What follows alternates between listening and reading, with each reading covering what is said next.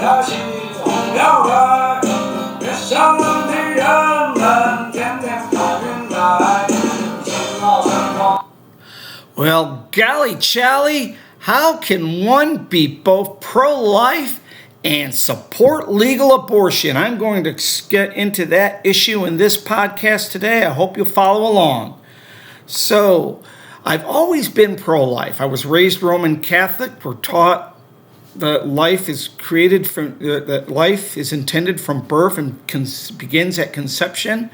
God intends and has a purpose for everyone born. Psalm 139, 13, 16 really brings that home to me. I'm not going to read that to you on the screen. You can look that one up. But basically it says that God knitted us in the womb before and designed us before we even were conceived, and knows our steps before where we're going to go before we end. And we are intended. We have a purpose. How bad is the abortion problem? Well, according to the World Health Organization, there have been about 73 million abortions done each year worldwide. That's more than many nations' populations. It's unfathomable to me that we need to eliminate that many people in the world. About 63 million abortions have taken place in the USA since Roe v. Wade in 1973. That's about 1/5 of our existing U.S. population. Now, when it comes to Roe v. Wade, I am for the Supreme Court decision to strike that down.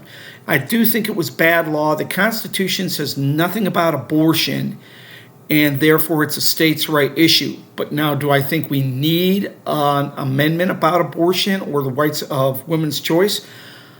I think we do. I think it needs to be addressed as a nation. Why are so many women having abortions? Well, National Institute of Health did a study in 2013 where 954 women who had abortions. Number one reason was socioeconomic reasons. Women say they can't afford to bring a child into the womb. The timing, 36%, baby would interrupt work or school. Partner issues. They got with a bad guy, someone who's not going to support them, runs away when they discover they have a baby. Maybe they're abusive. Not a good choice, not a good partner to come into have a child with. Other kids, they've already got enough on their plate. Not emotionally or mentally prepared. They weren't ready for this. Health reasons. 12% having a baby could say that the baby could hurt the mother. So that's actually the smallest percentage there. So now the negative effects of abortion. And I think this is important to pour it out before I get into that. 1 in 4 women have abortions in the U.S. That's according to a Guttmacher Institute study. It's a worldwide issue. There is a worldwide issue going on right now, and I'm sure abortion's not just the only cause of this, but it's population decline. Nations' birth rates in many countries are far below replacement level of 2.1 children per couple. Nations, especially in Asia, China, South Korea, and Japan, they are not having enough children to replace them. Now, I've heard that AI is going to take that up, but AI and robots, do we really want to live in a world like that? It's scary with the population declining so rapidly.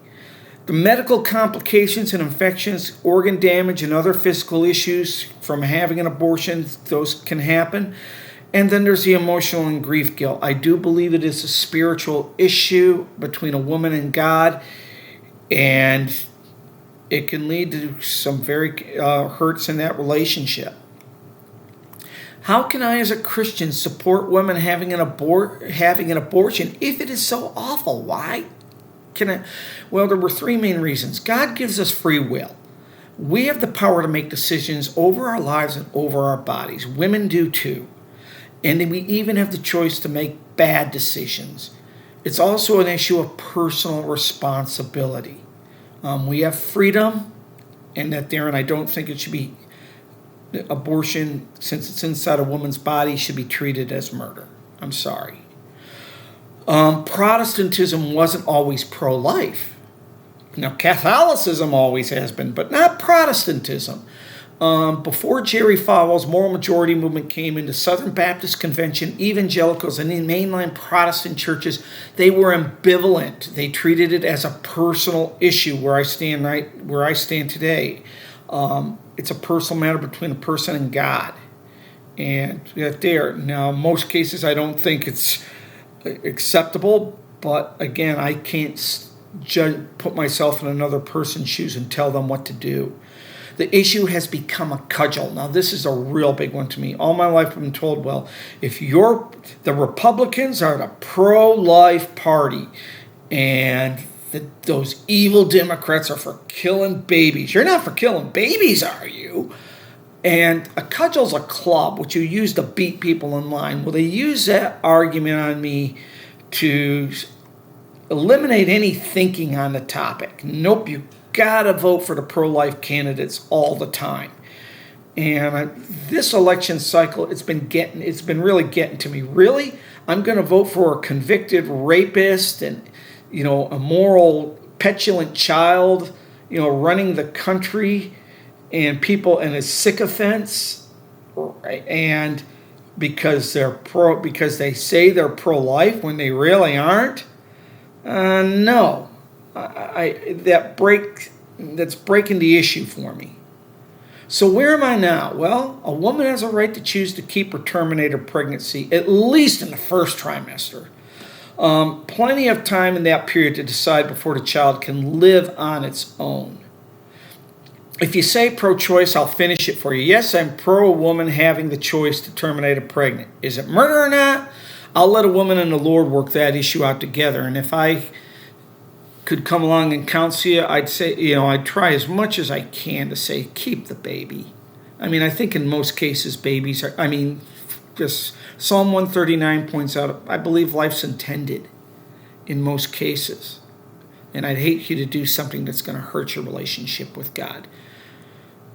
Do you have a right to? Yeah, but that doesn't mean I support it. I'm not just pro-birth. That's pharisaical and hypocritical. You want women to have babies, but you don't want to make a world where the baby will be welcomed, loved, and nurtured? You don't want your tax dollars to help pay for that? That's her problem? Really? This is just plain people being selfish. That's pro-birth, not pro-life. To be pro-life is more than wanting a woman to keep a pregnancy. One has to support helping women in society where children are a welcome addition and not a burden. There's a book called Freakonomics that pointed out that we didn't have a crime wave. I think it was in the 90s because abortions eliminated the future criminals. Well, that's sad but true.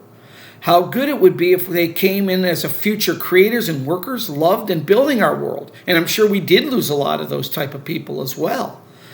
But if you're bringing in people, that are unloved and unwanted, it's going to create problems. What we need to do is create the world, as where God, as God intended, where people are loved in this world.